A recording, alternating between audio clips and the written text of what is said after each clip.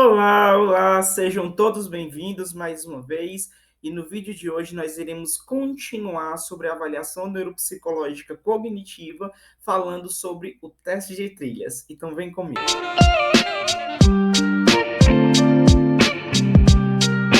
Olá, olá, sejam todos bem-vindos mais uma vez. E nós iremos trabalhar hoje sobre o teste de trilhas, a respeito do teste de trilhas, que também faz parte da coleção da avaliação neuropsicológica cognitiva, e ela se encontra lá no volume 1, que é esse livro aqui azul que eu estou projetando para vocês, né? O tão famoso livro azul. Meu nome é Jonathan e vamos estar dando início agora aos estudos do teste de trilhas, que vai avaliar uma função executiva que nós vamos conhecer como sendo a flexibilidade cognitiva. Trazendo um pouco da definição do que o próprio manual nos traz, lá na página 67, ele diz que a flexibilidade cognitiva ela é uma habilidade de a pessoa, né, o aprendente, mudar de foco de um processamento de uma informação para o processamento de outra informação. Jonathan, de forma mais clara e prática, o que seria a flexibilidade cognitiva? Recentemente, no TikTok da vida, né, nos vídeos aí do Instagram, do Facebook, apareceu, nessa época de chuva, um casal estava atravessando a rua, acredito que seja um casal, tá? Eles estavam atravessando a rua, quando eles chegaram na calçada, eles viram que a rua ela estava toda alagada. Aí eles ficaram lá parados e parados e parados, pensando como é que eles iriam atravessar, né? Então, desse modo, como é que o nosso cérebro ele poderia se comportar? Nesse exemplo, eu poderia muito bem tirar o calçado que eu estava usando no momento, o sapato, a chinela, e poderia atravessar descalço ali aquela rua. Ou eu poderia fazer um contorno para um local que não estivesse alagado e atravessasse também a rua. Só que nesse vídeo, bem interessante, esse casal ficou lá um bom tempo, um bom tempo tentando processar a informação de como é que eles iriam atravessar essa rua alagada. Aí no vídeo também se torna engraçado porque do outro lado veio uma pessoa assim tranquilamente e começou a atravessar a rua como se nada tivesse acontecido. Passou por dentro do lamaçal mesmo. E eles continuaram lá pensando e pensando e pensando e pensando, né? Isso é uma forma que nós podemos exemplificar a utilização da flexibilidade cognitiva, nesse caso a ausência, né? Um outro exemplo, como é que eu vou para o trabalho? Tá, tudo bem, todos os dias eu vou para o trabalho, eu acordo, me asseio, tomo meu café, abro a porta do meu apartamento, desço as escadas, vou até o estacionamento, ligo o carro e me desloco para o trabalho. Mas nesse dia que choveu muito na minha cidade, eu não consegui ir de carro para o trabalho. Que outra forma eu posso conseguir, eu posso alcançar para chegar até o meu trabalho? Eu posso pegar um transporte público, por exemplo, ou eu posso pegar um táxi, né, os Uber da vida, por exemplo. Então, o teu cérebro ele começa a ser flexível, buscar outras zonas, outras respostas, outros caminhos frente a uma dificuldade. Isso é muito importante na nossa vida, principalmente para estudantes. Não estou conseguindo estudar. Por que você não está conseguindo estudar? É como se existisse uma pedra no meio do caminho de um estudante, por exemplo, e o teu cérebro ele precisa buscar zonas de escape, respostas para aquele obstáculo que nós acabamos de enfrentar, que seria a pedra. Eu vou passar por cima? Eu vou contornar? Eu vou voltar para trás? Eu vou ficar parado? Então o cérebro ele vai desenvolver estratégias diferentes para poder continuar o caminho, seja pulando a pedra, seja contornando essa pedra. A mesma forma seria a questão do exemplo do vídeo do TikTok, onde esse casal poderia descalçar o sapato e caminhar por dentro da poça para atravessar a rua. Ou eles poderiam contornar essa rua procurando um espaço que não estivesse alagado. Isso é uma habilidade de uma função executiva que nós vamos conhecer como sendo a flexibilidade cognitiva. Então o objetivo dela é justamente mudar o foco do processamento de uma informação para outro processamento de outra informação, né? É essa capacidade. Então, a flexibilidade cognitiva, ele vai atuar diretamente no comportamento do aprendente, do comportamento do ser humano. E assim, né, essa questão de flexibilidade, da flexibilização, ele vai se adaptar ao ambiente, aos problemas ambientais que nós enfrentamos corriqueiramente, como se fosse uma pedra no nosso caminho. Então, para a avaliação da flexibilidade cognitiva, nós utilizamos o teste de trilhas versão brasileira, tá?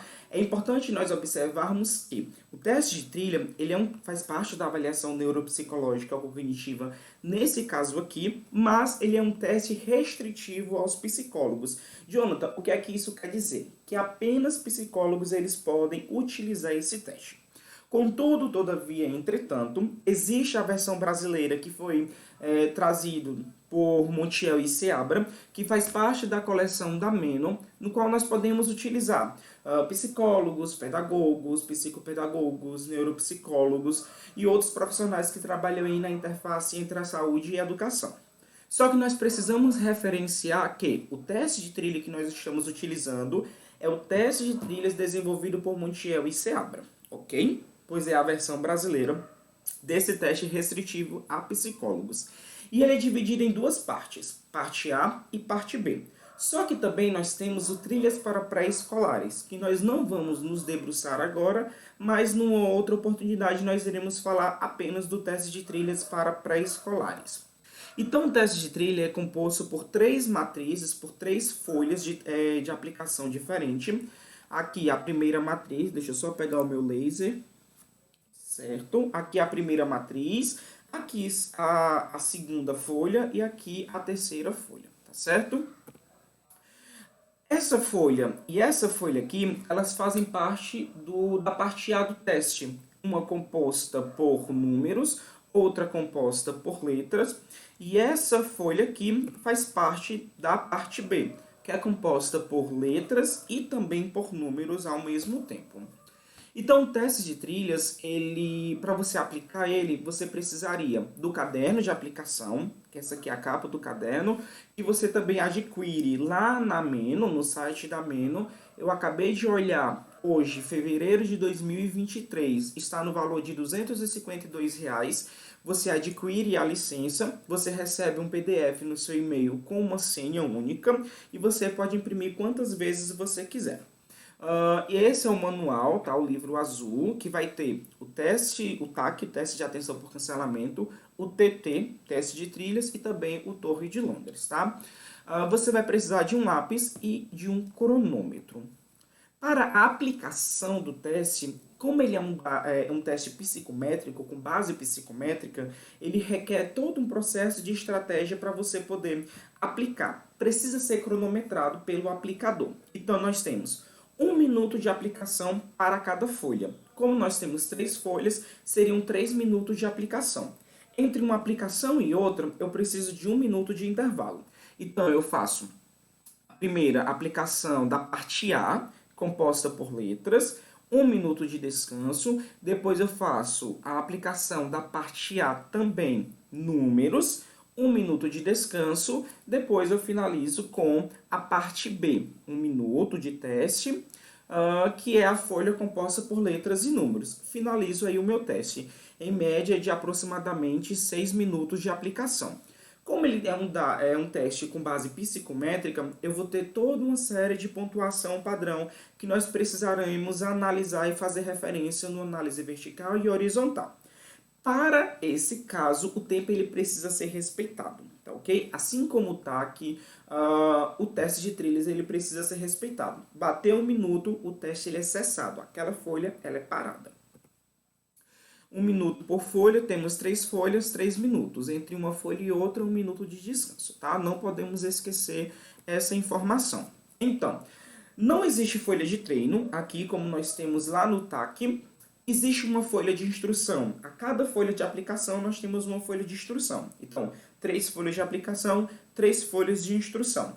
A parte A, letras, folha de instrução, folha de aplicação. Parte A, números, folha de instrução, folha de aplicação. Parte B, letras e números, folha de instrução, folha de aplicação. ok? É bem simples. Ele pode ser aplicado por psicólogos, neuropsicólogos, pedagogos, psicopedagogos e fonoaudiólogos. A normatização do teste, isso está lá no manual, ele recomenda que seja aplicado para aprendentes entre 6 e 14 anos. Só que os dados normativos apresentados em tabelas, eles fazem referência às idades de 6 a 14 anos e também para jovens adultos, tá? Havendo a possibilidade de você aplicar aí para além dos 14 anos também, utilizando uma única coluna de normatização. Então, essa daqui seria a folha de instrução referente à parte A do teste, uma folha referente a letras e uma folha referente aos números. Tem todo o processo de instrução aqui. O que é que eu, Jonathan, faço quando eu vou aplicar o teste de trilhas? Eu peço para o próprio aprendente, se alfabetizado, escrever o seu próprio nome, identificar o seu sexo, colocar sua data de nascimento, sua escolaridade, sua ocupação, no caso o estudante, e a data de aplicação que eu digo para ele qual a data do dia ali, pré-corrido. E peço para ele fazer a leitura ali das instruções e depois ele me explicar como é que vai ser feito esse teste. Tá? Isso, o manual ele não diz nada a respeito, mas é uma coisa que eu faço para ver se a criança realmente compreendeu, processou essa informação referente ao teste. Então vamos aqui para a aplicação. A primeira parte, né, que é a parte A, ela é dividida em letras e números. Nós iremos começar aqui com as letras. Essa é a folha de aplicação. Nós temos aqui uma primeira letra e várias outras letras dispostas de forma aleatória. E temos uma última letra identificada por fim. A, início, L, fim.